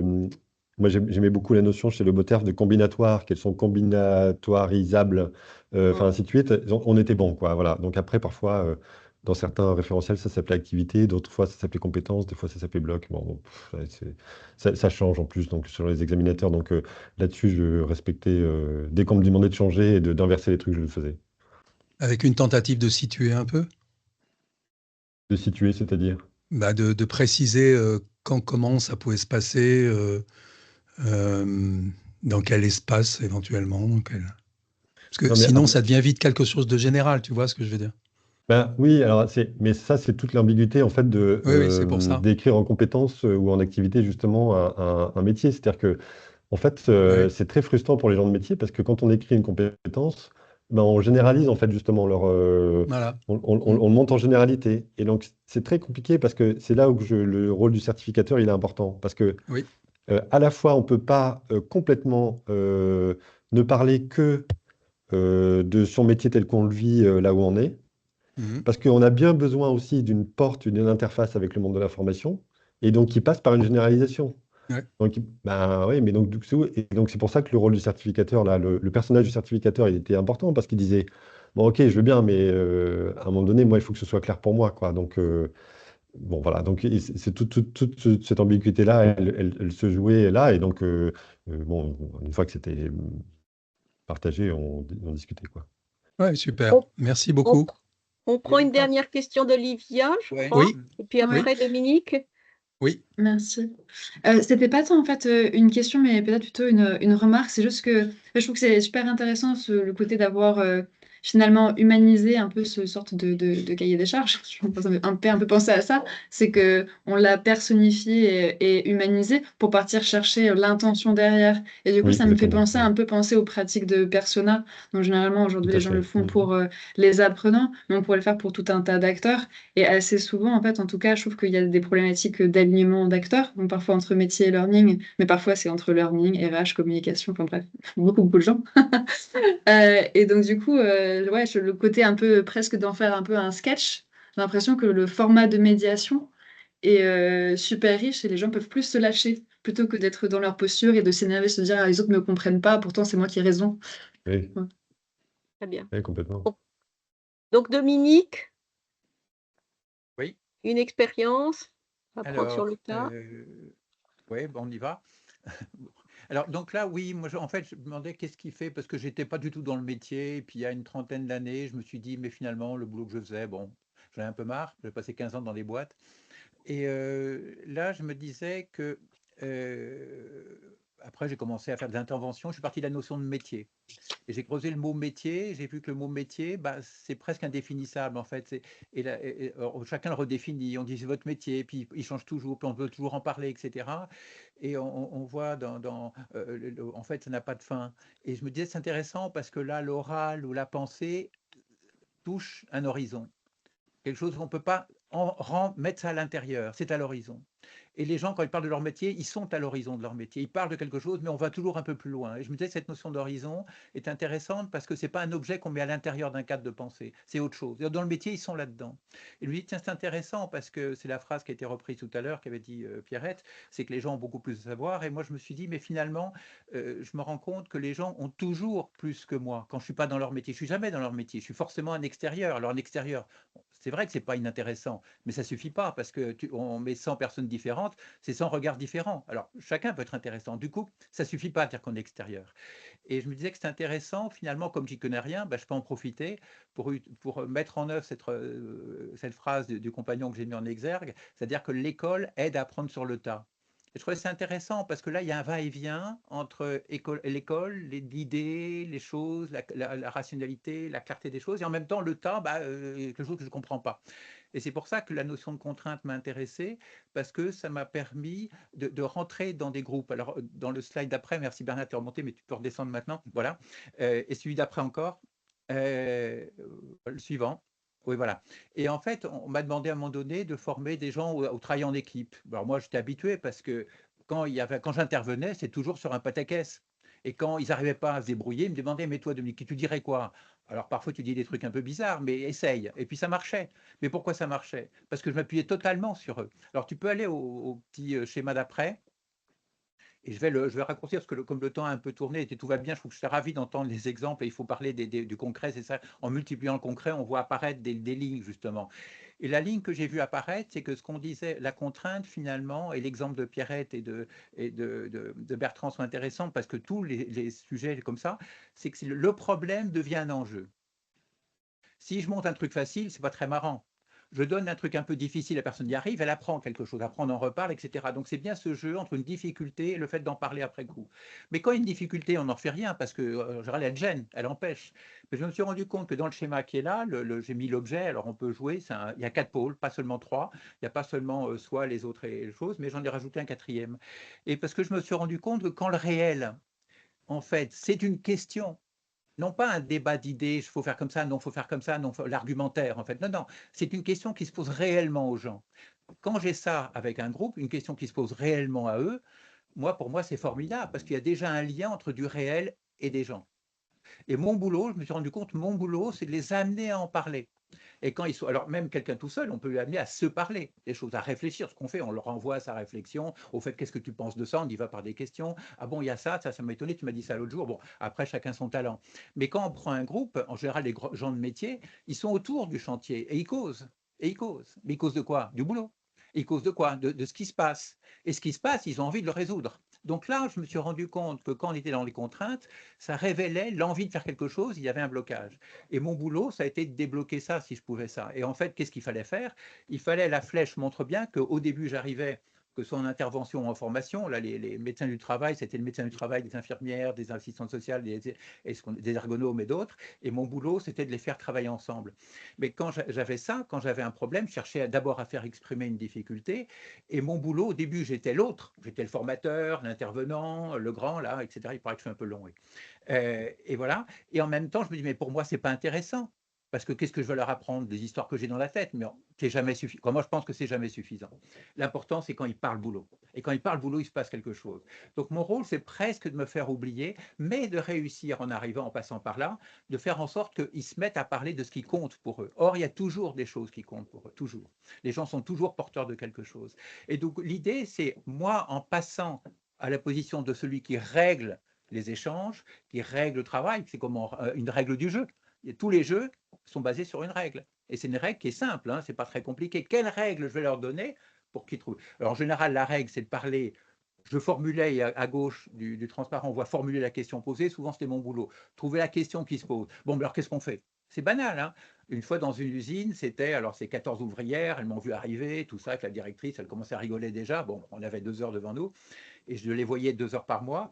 Et là, j'ai vu qu'il ne fallait pas que je raconte d'histoire. Et là, j'ai dit, bon, alors est-ce qu'on peut parler de ce qui ne va pas dans l'usine? Alors évidemment, il y avait 300 personnes dans l'usine, et c'est d'accord. Est-ce qu'on peut aussi parler de ce qui va bien? Ah bah oui, d'accord. Bon, vous êtes d'accord que reparler de ce que vous savez déjà, ça ne sert à rien. Ah bah oui, c'est vrai. Bon, alors donc, et là, j'ai passé une règle du travail qui était un moment de réflexion, chacun son tour, etc. Et là, elles sont parties. À la fin, elles m'ont oublié. Et ça, je l'ai pratiqué. Alors, en fait, c'est un apport sans contenu, parce que le contenu, je suis parti de l'idée que les gens l'ont.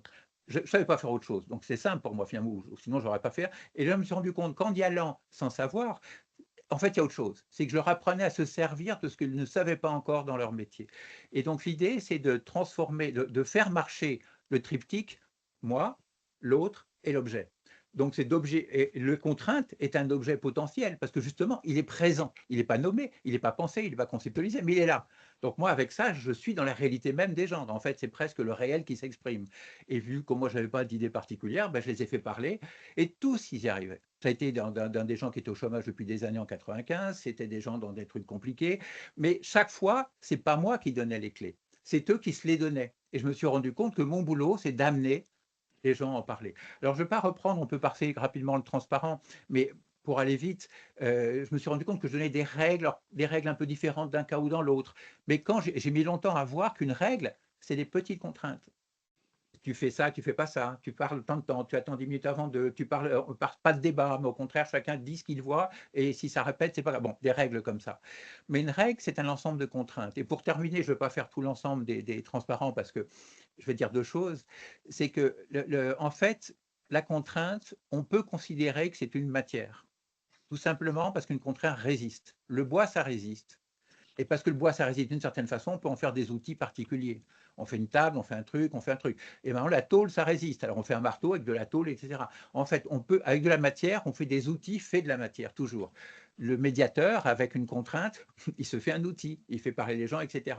Et je me suis rendu compte que je pouvais rentrer là-dedans. Ça peut paraître assez abstrait, mais si le métier sait faire ça, utiliser la situation pour le permettre d'apprendre quelque chose, pour aller un peu plus loin, du coup, ça devient un principe qui est celui de dire toute contrainte, puisque ça résiste, c'est un outil potentiel. Donc, mon travail, c'est de prendre le bout de bois et d'en faire un marteau. Mon travail, c'est de prendre cette chose et d'en faire un outil. Mon travail, c'est de faire de la rencontre quelque chose qui apprenne à la personne. C'est là où je suis. Il y a une formation, les gens, qu'est-ce qu'ils vont apprendre? Donc, moi, je suis obligé de regarder le groupe et de voir comment je vais les prendre eux. Mais qu'est-ce que je peux leur apporter? Si je leur dis ce que je sais, ça va bloquer. L'autre chose qui m'a paru intéressante là-dedans, et j'en termine là-dessus, c'est que dans un groupe, la contrainte collective, celle qui lie les gens qui sont là, elle gêne tout le monde. Donc si on la travaille, on a, ce qui est important, l'unicité de l'objet. Et tout repose sur l'unicité de l'objet. Quand il y a des groupes qui ne se comprennent pas, il y en a qui jouent qui jouent au volleyball, l'autre qui joue au rugby, l'autre qui joue au foot, ça ne marche pas. Il y en a qui jouent à tel jeu, ça ne marche pas. C'est l'unité de la règle. Et la règle, une fois qu'on est d'accord sur l'objet, on peut travailler. Quand on est d'accord sur la question qui se pose à tous, on peut bosser. L'important, c'est la mise en mouvement des gens à partir de leur travail. Qu'est-ce qu'on a à se dire pour faire ce qu'on a à faire? Et ça, c'est l'affaire des gens, ce n'est pas la mienne. Eux, ils savent ce qu'ils ont à se dire. Bon, ils ne savent peut-être pas, mais on peut les amener à le dire et se rendre compte, ah oui, ça c'est important, c'est de le dire, etc. Dans l'exemple de Pierrette, il y a bien eu ça, les gens se sont rendus compte qu'il y avait un enjeu. Ils avaient la liberté d'y aller à leur façon. Du coup, c'est motivant. On a un vrai problème, on va essayer d'y aller. Le lien se fait sur comment on va s'y prendre. Et là, hop, ça part. On n'est pas en train de leur dire ce qu'ils doivent faire. Mais quand il y a une contrainte collective, quand on a un problème avec quelqu'un, alors quand j'avais des groupes de médecins avec les infirmières, etc., le problème devenait la direction, parce qu'évidemment, elle n'a pas compris. Et je leur disais, et comment on pourrait trouver une contrainte collective, commune, entre eux et vous? Et alors parfois, je les revoyais un mois après, et là, ils avaient des idées. Mais c'est à eux de trouver où est la contrainte, comment trouver ce qui nous gêne et les l'autre et soi. Et quand on a une contrainte commune, il y a le collectif devient possible, et après, l'idée, c'est de travailler à partir de ça. Donc pour moi, c'est l'essentiel, c'est l'objet commun. Et la contrainte donne un objet commun quand elle est commune, et elle change d'un groupe à l'autre, elle change d'une heure à l'autre. Et donc ça, c'est une façon de travailler en collectif, et du coup, on n'a pas besoin d'expliquer aux gens ce qu'ils doivent faire, ce qu'ils n'aiment pas trop. En général, ils le font, puis après, ils font autre chose. Comment les aider à faire par eux-mêmes? Et à un moment donné, je me suis dit que j'étais comme un comédien surnuméraire. J'étais sur le bord de la scène. Ils me disaient, bon, tiens, au fait, puis ils étaient à l'arrêt, sinon ils ne m'auraient pas vu, ils auraient continué à bosser. Et s'ils sont à l'arrêt, parfois on se met à causer, bon, qu'est-ce que vous faites, et toi, qu'est-ce que tu fais, bon, etc. En fait, on cause. Tout mon boulot consiste à partir de ça, qui est quasiment rien, à les amener à parler du problème qui les arrête, et à la fin, ils m'oublient. Je suis un comédien surnuméraire et temporaire. Voilà. Et ça, finalement, la formation que je faisais, c'est d'essayer de leur apprendre, leur donner l'idée qu'ils peuvent justement utiliser une dissertation pour en faire quelque chose d'autre. Quel usage je peux avoir? Et ça, il n'y a pas d'idée a priori. On parle beaucoup de sérendipité, hein, j'ai entendu, pour moi, c'est bon sang, mais c'est bien sûr, c'est les vieilles histoires, c'est Archimède avec son machin. C'est comment on peut les amener à regarder ce qu'ils n'ont pas encore vu. Et ce qu'ils n'ont pas encore vu, c'est ce qui leur manque. Et en général, quand ils posent un problème, et comme ils n'ont pas vu le vrai problème, ils parlent d'autre chose. Comment les aider à bien poser le problème, c'est-à-dire comment ils s'expriment, pourquoi ils disent ça, et c'est l'occasion de parler métier, en fait. En fait, c'est simplement une occasion de parler métier. Et quand on cause métier, ça progresse. Voilà, je crois que j'ai dit l'essentiel. Après, il y a d'autres choses dans les transparents, mais transparents ou slide ou page, comme vous voulez. Donc, on va passer aux questions. Voilà. Je n'ai pas été trop vite. Voilà, des questions pour Dominique, mais aussi pour tout le monde pour terminer. Et 17h19, 12h19. 12h19, oui, ça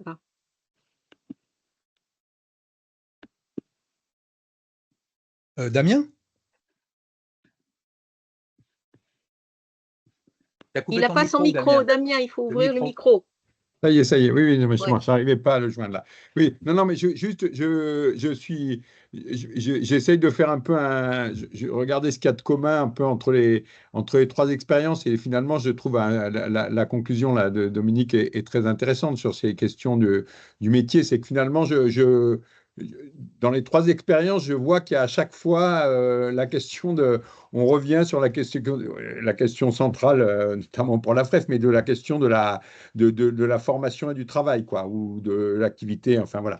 Et du coup, je me dis que ce qui est intéressant, c'est vraiment que ça m'apparaît vraiment de manière frappante, mais qu'on a vraiment, enfin, il y a une vision de la formation qui est, alors c'était notamment présent dans la première approche de Pierrette, qui est une vision de la formation qui est très liée on a beaucoup parlé de l'importance des opérationnels, à une approche opérationnelle de la formation liée au développement des compétences, liée à l'activité. Un chercheur avait parlé d'assurer, c'était à l'époque, comment il s'appelait, Zarifian, là, assurer la continuité de la production, que ça, c'est vraiment la base du métier des opérationnels, et leur vision de la formation, elle est très souvent de court terme parce que, alors c'était marrant aussi dans les référentiels tout à l'heure, voilà, parce qu'elle est liée à ce que les gens savent faire. Ils ont effectivement une vision plutôt globale, ils n'ont pas trop effectivement envie d'en parler parce qu'ils sont dans le faire.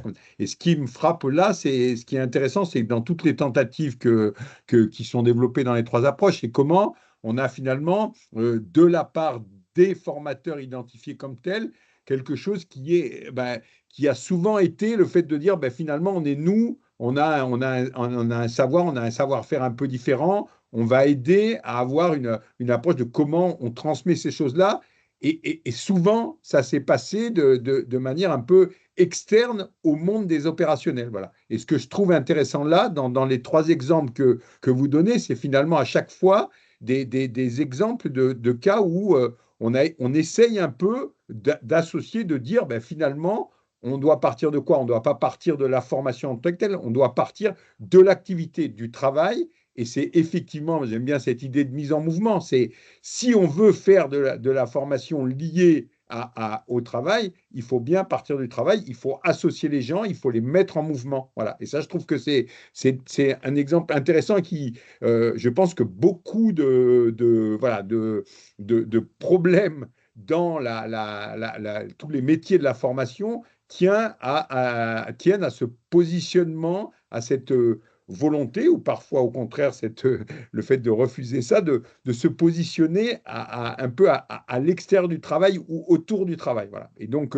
je pense que la période actuelle, en remettant en évidence notamment les questions d'AFES, de formation en situation de travail, elle est très, très intéressante parce que je pense que voilà, dans tous ces métiers de la formation, la question de l'activité, la question du travail doit être complètement centrale. Et là, je trouve que vous avez donné des exemples tout à fait intéressants pour essayer d'articuler ces deux dimensions. Excusez-moi d'avoir été un peu long. Tout va bien. Non. Des réactions des intervenants ou pas? Non? Moi, je veux bien réagir par rapport à ce que disait Damien. Ouais. Non, vas-y, Patrick, vas-y. Non, Pose mais ta moi, question. moi, ce que je retiens, je pense à Jacques Rancière sur le maître ignorant, à savoir que les gens sont en capacité d'apprendre, et il faut mettre en revanche un contenant qui permet les mises en mouvement. Le maître ignorant il n'a pas à savoir le contenu, il doit permettre de créer le cadre garant de confiance, mais aussi d'obligation. Hein, c'est un peu la règle de petites contraintes, mais qui fait qu'on se sent contenu et d'une certaine manière rassuré pour s'aventurer. C'est-à-dire pouvoir aller au-delà de ce qu'on pense, pouvoir écouter les autres et puis essayer de faire la sérendipité. Donc je pense qu'il y a, dans les exemples que j'ai entendus, il y a un premier, espace que, Dominique, tu as dit, se faire oublier, mais être garant du cadre, qui me semble important, dans lesquels les choses peuvent se passer.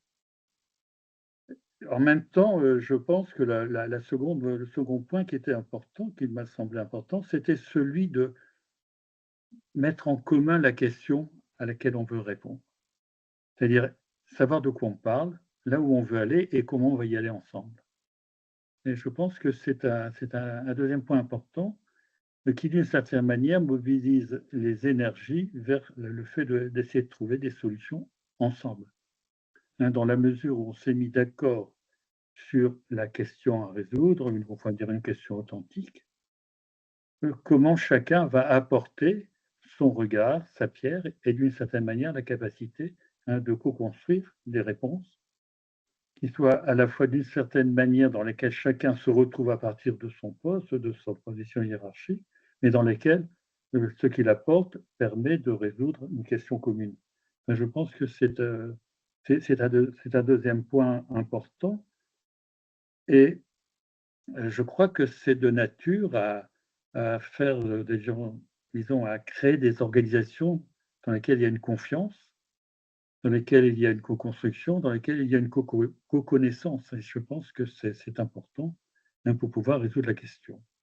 Enfin, moi, c'est ce que j'ai entendu avec aussi, avec Bertrand, l'idée aussi de pouvoir, je veux dire, à votre vie, c'est-à-dire pouvoir jouer plusieurs rôles de telle manière qu'on s'approprie un peu les objectifs des autres pour pouvoir se situer et défendre ce qui est important.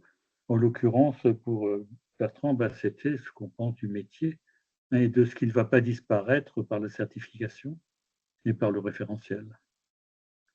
Voilà, mais je pense que dans ce que j'ai entendu, l'important, c'est de créer le cadre contenant et la capacité à mettre en mouvement dans les gens lesquels les personnes se sentent en confiance et peuvent très bien parler vrai, en fait, sans que ce soit dangereux pour eux.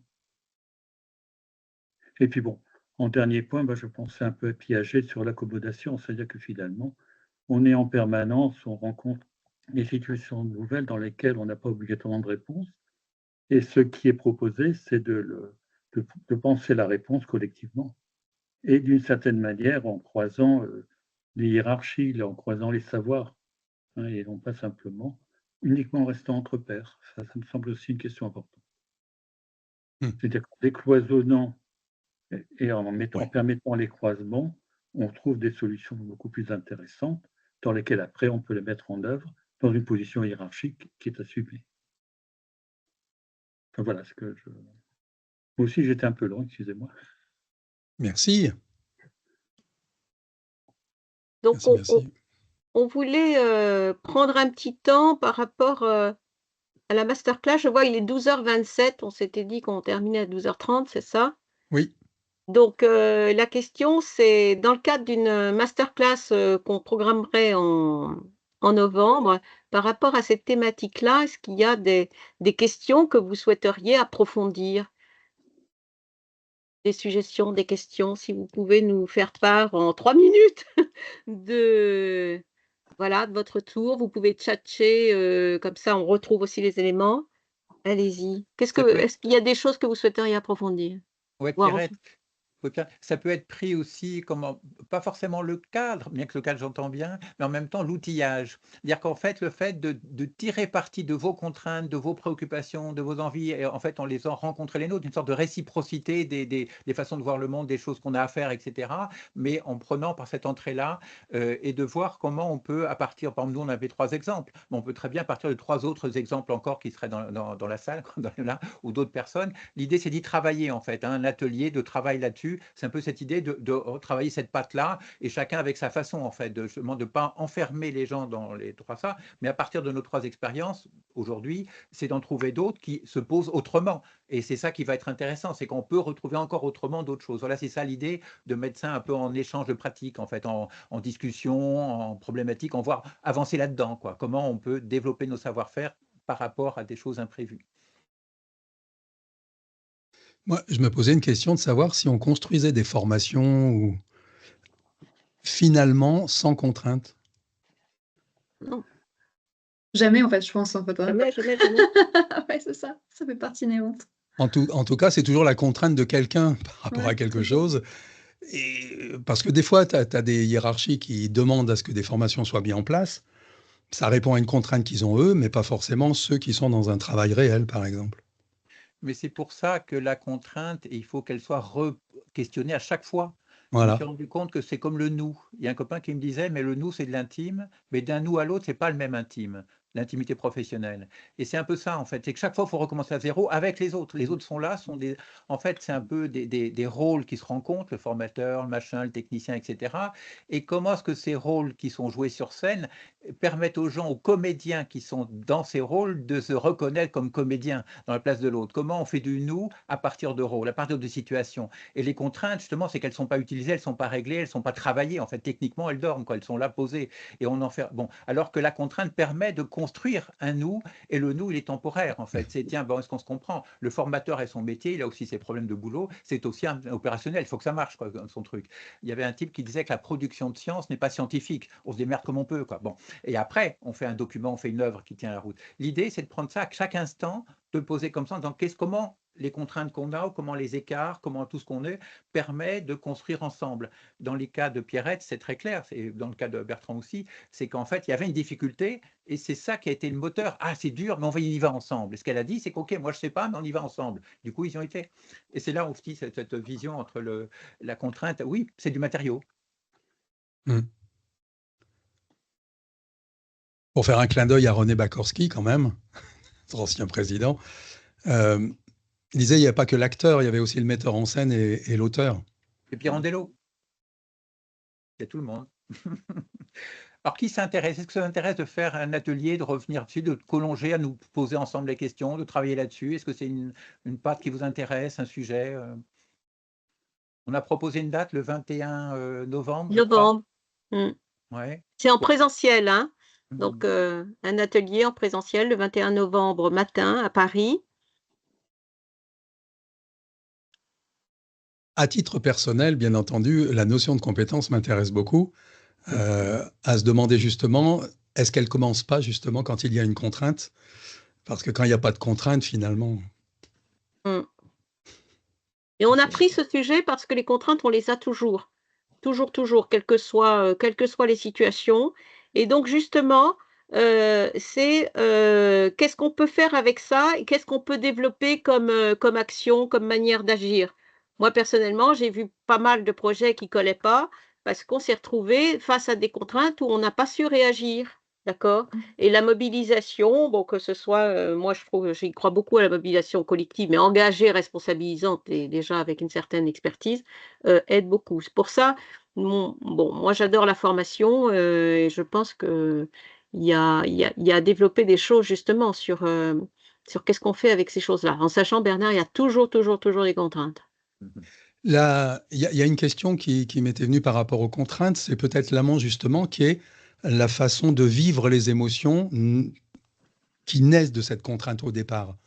Ce qui souvent empêche de construire la suite parce que les personnes restent dans une émotion qu'elles partagent, des relations interpersonnelles qui ne se passent pas bien, et ils restent face à cette contrainte. Donc, comment on passe le cap? Il peut y avoir quelque chose là-dessus. La grande règle, c'est le travail. On revient au métier. Voilà. C'est par le métier. C'est en travaillant ensemble qu'on crée des liens. Mais ils ne sont pas la même nature que l'accord sur des idées. Donc, l'important, c'est de travailler ensemble. Oui. Donc, comment on passe au travail à partir d'une situation où il y a des contraintes, des gens, comment est-ce qu'on passe à un travail? Par où ça rentre? Damien, oui, non, mais j'avais envie de dire, moi, que j'ai été, je sais pas comment, mais je trouve que, tout ce que vous avez dit là, les uns les autres, sur les questions du métier, voilà, des gens qui travaillent, de la manière de prendre en compte leurs contraintes, ou voilà, cette question de le travail comme l'activité comme contrainte, voilà, c'est quelque chose, voilà, je pense qu'il y a. Moi, j'ai un peu des problèmes avec le terme de contrainte, justement, par rapport à tout ce qui s'est dit là, parce que, voilà, je trouve que ça me paraît être un fil conducteur vraiment, vraiment intéressant. En tout cas, dans tout ce que vous avez dit, avec cet enjeu de faire parler des professionnels, les faire s'exprimer, je trouve que je trouve que c'est vraiment intéressant. Et moi, je rajoutais la question parce que je trouve que c'est une question, le terme n'a pas été employé, mais derrière le travail et en lien avec la formation, pour moi, c'est la question de la transmission. Enfin, derrière, il y a la question de la transmission du métier qui souvent peut être dans des organisations une question peut être vue comme une contrainte, parce que du coup, il faut arriver, quand on a des anciens qui partent, des choses comme ça, il faut se poser la question de dire comment on transmet en fait les choses pour que notre activité perdure. Là. Je trouve que c'est pas. Il y a autour de tout ce que vous avez dit, enfin pareil sur les référentiels. Les référentiels, c'est aussi une manière de conserver des choses et puis de pouvoir les transmettre par le biais de la formation. Donc je trouve que c'est une vraie.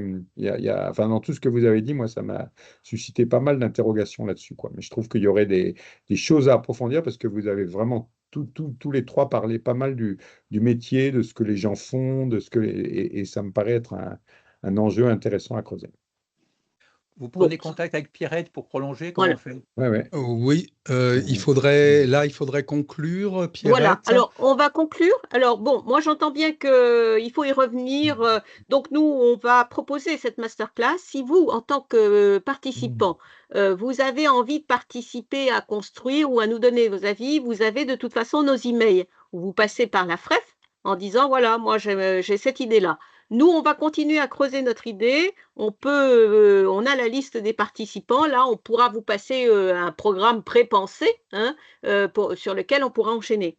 Voilà. Parce que, bon, comme je vous disais, contraintes, il y en a beaucoup, on en a toujours. Et le fait de développer des pratiques, des façons de faire pour amener la contrainte en avantage, finalement, tirer parti, justement, pour nous, bon, ça nous paraissait tout à fait intéressant. Et puis, par ailleurs, si vous avez envie de témoigner sur des choses, n'hésitez pas, parce que à la FREF aussi, on est intéressé par tout ce qui est partager des expériences. Donc, on sera bien dans la masterclass en présentiel. Voilà, ça c'est important, parce que, comme disait Damien, produire, faire parler, etc. Moi, je rajouterais faire vivre. Il faut vivre les choses ensemble pour justement s'approcher aussi. Et là, ça fait partie des émotions, si je puis dire, qui se connectent, parce que cette dimension de vivre ensemble, quelque chose qu'on se dit, eh bien, ça produit de l'intelligence et qui est incroyable. Donc voilà. On va conclure. Voilà, moi, ce que j'ai à dire. Je n'en dis pas plus. Je ne sais pas si Dominique veut terminer. On vous remercie en tous les cas de votre présence.